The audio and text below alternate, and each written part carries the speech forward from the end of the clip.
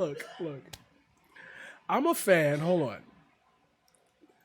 I'm a fan of the whole everybody has the right to their opinion. I'm okay with that. I know how many years it's been of me. Good to see you. All good. You hit the follow. You'll be here again one day, or you could come back. Just come back. But thank you for staying anyway. I love everyone having their own opinion. It's okay. It's fine. Trust me. I love it. It's awesome. Great. Go do you, baby. It's awesome. Yes. Go. Like, be who you want to be.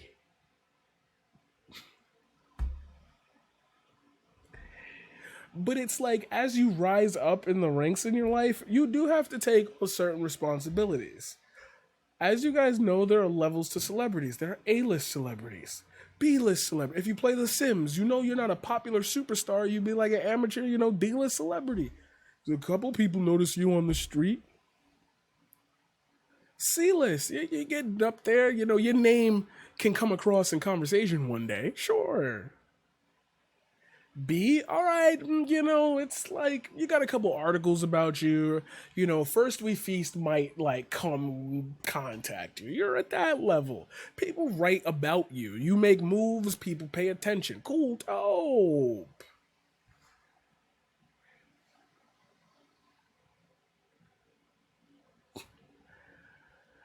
But when you're a politician,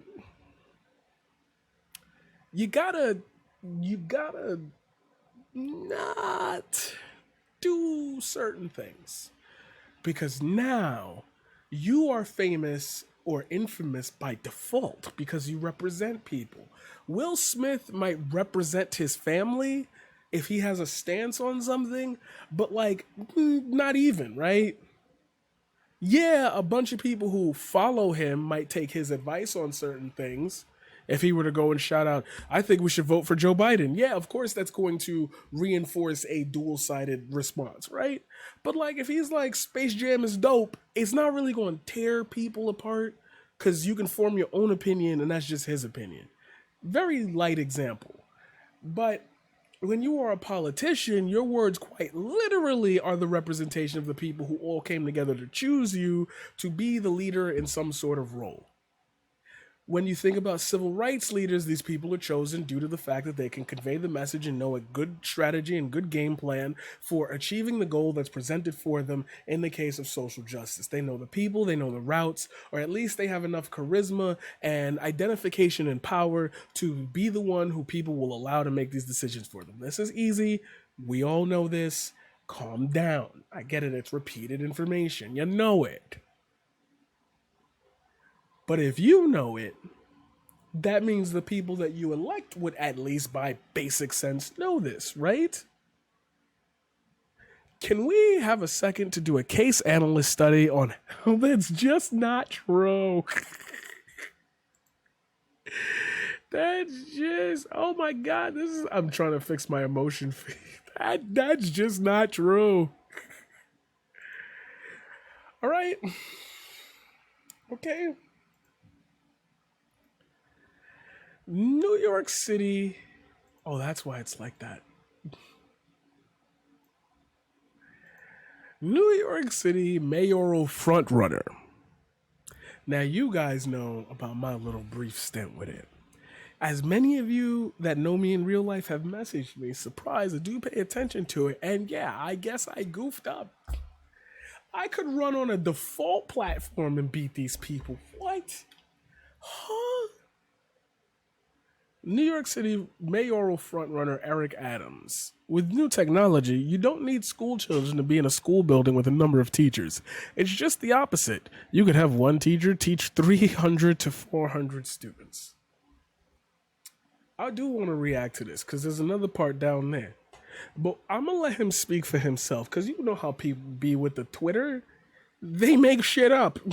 Let's see if that statement holds any truth. By using the new technology of remote learning, you don't need children to be in a school building with a number of teachers. It's just the opposite. You could have one great teacher that's in one of our specialized high schools to teach 300 to 400 students who are struggling in math with the skillful way that they're able to teach. Oh no, sir. See now, I didn't even hear that last part. That's how much when I do these things, these videos, that's how much I like care. Is that this is a genuine like reaction. I'm not. It's a topic I want to discuss, but like, and this is clearly just the conversational piece to get me to talk. But hold on for a second.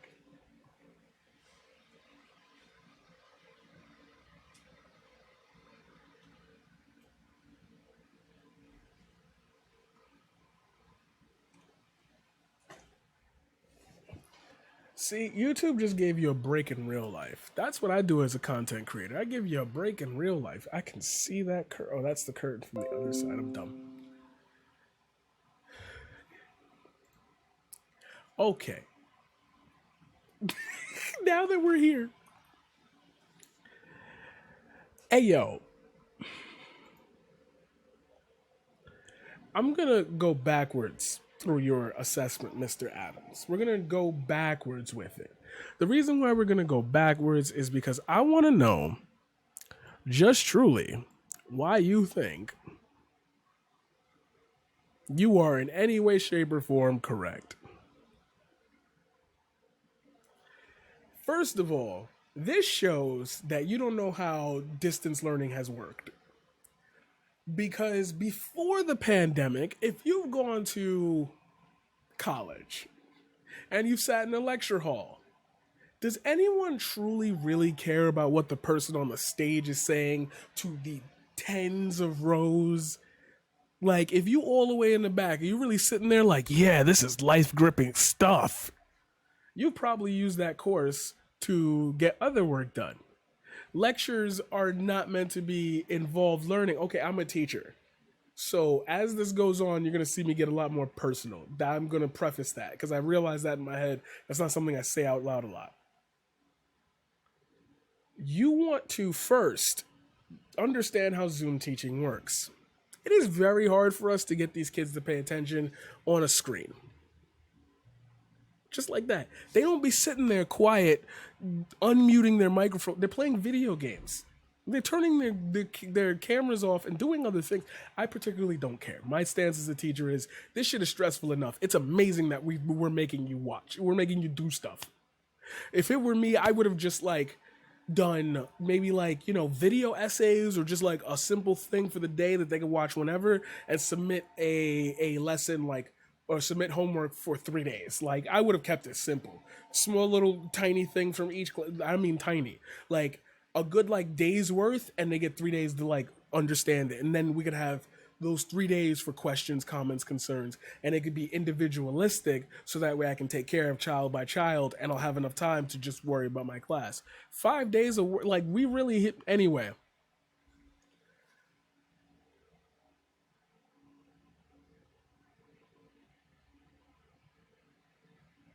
You want us to you can't facilitate or you try to. I'll give New York City credit on this. Let me not shit on my city so much.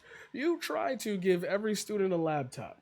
We still do not have a universal Wi-Fi package. We still do not have a universal Wi-Fi or internet package. We still have struggling families. The city want to cut off the budget for unemployment. How are these people paying for all this internet usage? Are we upgrading the systems?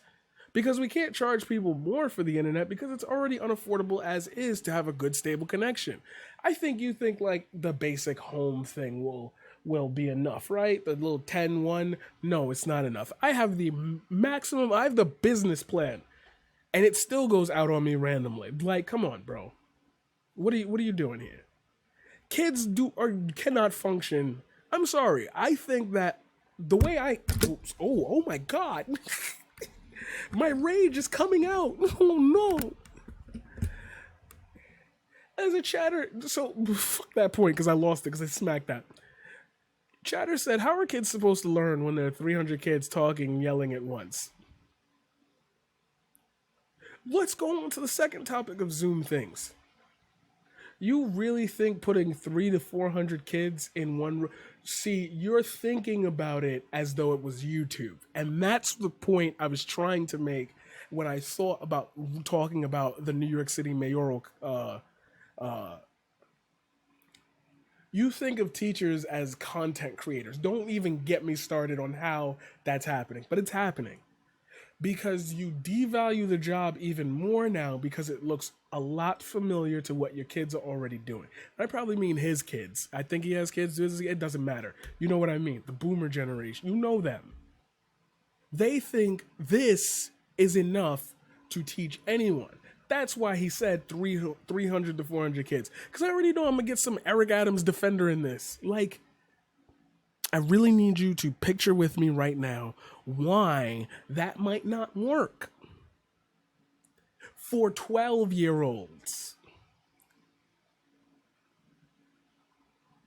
You know what the dumb suggestion is going to come up out of his mouth or any of these candidates that we're about to discuss? You know what words are about to come out of their mouths? Why don't we move the kids to a place where the teacher don't even need to be there because they could just phone it in? Then we could pay them less since they don't got to do so much. You see what I'm talking about with slippery slopes and why they don't work? That's for a later joke. They're devaluing when he makes statements like that. So to go back to my first original point of why I wanted to talk to you, you represent a people. If your statements are not congruent with reality of the people who are voting for you, then who are you servicing? And why do you feel so brave enough to make statements like that if the choice given, you don't have to say that? Like, it's not like it's an interview gotcha question where like he got tripped up on his words and said something he shouldn't have said. These are the core beliefs you coming in with. You've been in the city long enough. You know that's something that wouldn't fly with so you don't care about half the people. Oh, but you running for mayor and you got the money and the donations. You gonna tackle the system. My brother, you just repeated that you are the system. Hey, this isn't the first time Eric Adams has slipped up. Trust me, we all know about the Israel-Palestine take he had. Whew. So to make you think that entire 8-minute rant to make you think that this entire 8-minute rant was worth your time, let's follow up with his second statement.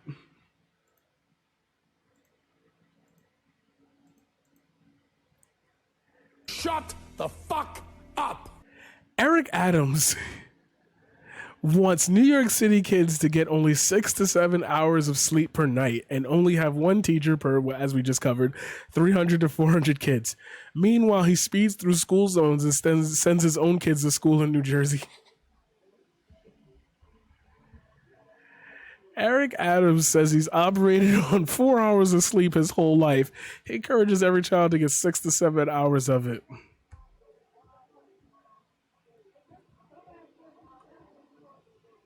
Mad loud.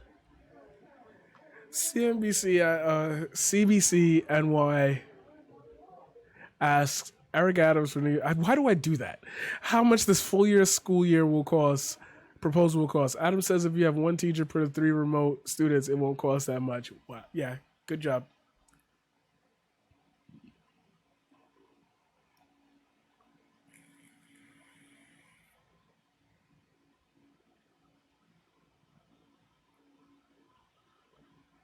My man is sleep deprived. Okay.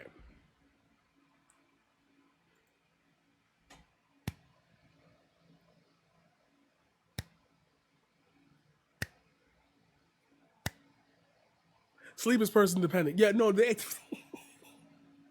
Okay, sorry. I just have to address this because you are new, but at the same time, this is part of the YouTube thing that I do. It's sad that like the obvious is so obvious that like people don't know how to present the counter argument to anything but in an obvious sense. That's how painfully low our discourse has become. Where like my chatter has to point out the obvious because it's obvious, but like this man is gonna have control of a city. I don't understand, yo. I don't get it. Nothing on earth makes sense anymore? Why are we still here? End it all, please. I'm waiting for the alien invasion. I'm waiting. I have been waiting so long. This is the distress call for this. It's so obvious. So you might say at the end of this, okay, you've talked about a dumb thing that he's implied and a dumb thing that he said. Why should I care? Why would I knock out an entire person's candidacy or my effort in thinking this person is correct for the city based on one dumb thing he said? Well, that's because the entire New York City mayoral field effectively have all done and said something stupid. It's like they're choosing it. Maybe what I'm trying to tell you by this is that this is an ongoing pattern of things that come out about these people, because that's gonna happen. And the things that they say reinforce that. They have this laser locked hold on like reinforcing stupidity. And I don't know how to tell you. Maybe if you can find a reasonable thought as to why a candidate for a position that you are going to vote for would hold a belief that might be tangibly connected to other beliefs, maybe that's not the great person for you. I'm not saying look for somebody who's perfect. I'm saying look for somebody who could make honest mistakes that are outside of the character presented. Like, it's easy to see that and understand that. It's harder for me to have that same empathy for a person who continuously does that. What other people continuously do that? Well, if you're on YouTube, it just ended, so I guess you'll never know, because that's the end of this segment here. If you want to check out more, check me out on stream. Link is in the description below.